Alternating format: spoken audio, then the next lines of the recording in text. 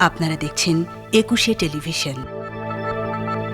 যে কোনো মূল্যে দেশের সব নদ নদী রক্ষা করা হবে বলে জানিয়েছেন নৌ পরিবহন প্রতিমন্ত্রী খালিদ মাহমুদ চৌধুরী। স্বাধীনতার ৫০ বছরে পদার্পণ উপলক্ষে নোঙ্গর আয়োজিত নদী ও মুক্তিযোদ্ধা শীর্ষক ভাসমান সভায় প্রতিমন্ত্রী বলেন, অর্থনীতির মূল চালিকা শক্তি নদীপথ। নৌপথ রক্ষা করতে না পারলে উন্নয়নের ধারা ব্যাহত হবে বলেও মন্তব্য করেন তিনি। জসিম জুয়েলের রিপোর্ট।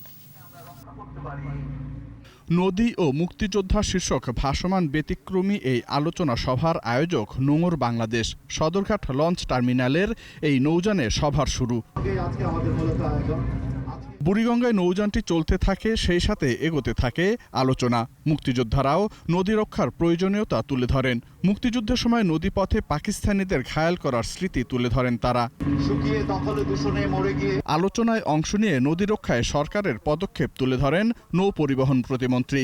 নদ নদীর নাব্যতা ফ্রাতে ৩৫টি ড্রেজার দিয়ে খনন কাজ চলছে বলেও জানান তিনি। অবৈধ উচ্ছেদ এই অভিযান যখন শুরু করি তখন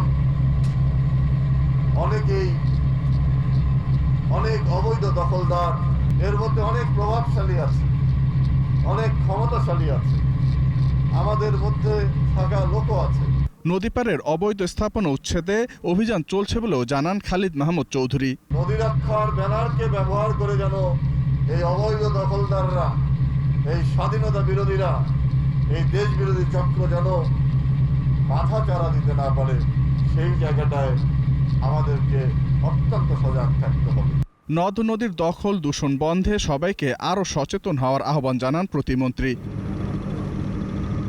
জসিম জুয়েল, ২১শে টেলিভিশন, ঢাকা।